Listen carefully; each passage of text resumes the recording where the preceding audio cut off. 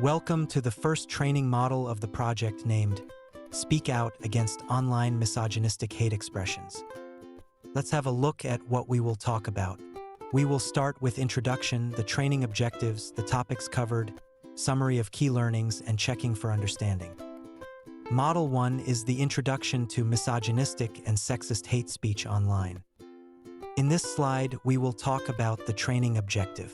This module aims to provide youth workers with the basic knowledge and awareness to recognize, understand, and combat the increasing misogynistic and sexist hate speech in online environments. We will talk about three main topics. First one is the overview of model objectives. The second topic is thematic background of the model and conceptual alignment with project objectives. The last topic is the basic concepts on gender-based online hate. Overview of model objectives includes subtopics like overview, understand, effectively respond to the growing issue of misogynistic and sexist hate speech in online environments. At the end of this model, you will be able to comprehend the definition and basic characteristics of online misogynistic and sexist hate speech. Also, you will be able to analyze how these discourses are manifested in online environments and in which ways they target young women. At the end of this model, you will be able to evaluate the psychological, social, and cultural effects of gender-based digital hate on individuals and society. And also, you will be able to comprehend the role of critical thinking and digital awareness in combating hate speech and integrate this knowledge into their working processes with young people. I want to give some information about the second topic, theoretical background of the model and its conceptual alignment with project objectives. Module 1 is structured as a learning process aimed at advocating for gender equality in digital environments and identifying misogynistic discourses that threaten young women's online presence. This module is intended for youth workers who work directly with young people and have the responsibility of guidance, awareness raising, and advocacy in digital spaces.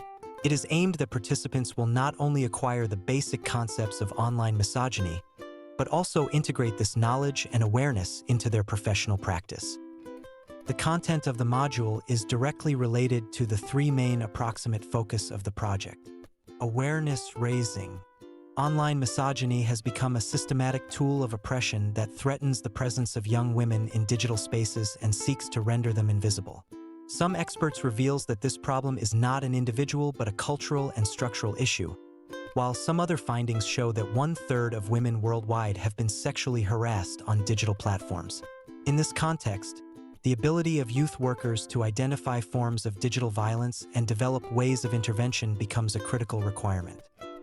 Second one is digital critical thinking asterisk. The fact that algorithms give visibility to discriminatory and sensationalized content paves the way for the proliferation of online hate speech. Some experts explain how content moderation processes are driven by digital platforms, while some discuss how misogynistic digital cultures are normalized. These findings suggest that educators need to develop a critical approach not only to content, but also to the ideological effects of digital infrastructures. Third one is the alignment with European core values. The European Union Charter of Fundamental Rights emphasizes that fundamental values such as freedom of expression, anti-discrimination, and gender equality should also apply in the digital environment. Transferring these values to young people requires not only introducing the legal framework, but also raising awareness of a rights-based digital citizenship. Let's go on with the basic concepts of gender-based online hate. Gender-based online hate is fueled not only by individual attacks, but also by the structure of digital platforms, cultural norms, and historically entrenched power relations. The concepts in this section provide a basic reference for educators working with young people to accurately analyze forms of digital violence and develop critical awareness. First concept is misogyny. Misogyny refers to attitudes and behaviors directed towards women with the intention of anger, belittling, and punishing them. Second one is sexism. Sexism involves the discrimination of individuals on the basis of their gender. Next is cybermisogyny. It is the systematic production and dissemination of hostility towards women in digital environments. This takes the form of targeted harassment campaigns, privacy violations, and collective silencing strategies. Next one is hate speech. Hate speech is any expression that incites humiliation, threats, exclusion or violence against a particular identity group. The Council of Europe defines gender-based hate speech as outside the limits of freedom of expression and as fueling discrimination. Next concept is gender-based online violence. Digital harassment against women includes actions such as threats, humiliation, deepfake content, and unauthorized data dissemination. The European Institute for Gender Equality states that such violence directly threatens women's presence in the digital space. One other concept is benevolent sexism. Although men may appear to protect and glorify women, they are in fact attitudes that limit them to dependent and passive roles. This kind of sexism invisibly undermines equality. Seventh concept is myth of algorithmic neutrality. The assumption that digital platforms' recommendation systems are neutral is often incorrect.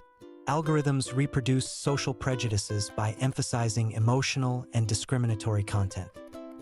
Next one is manosphere, which is male-dominated digital communities. These digital spaces created by groups such as Incel, MGDOW, PUA produce systematic hate speech against women. One other concept is doxing.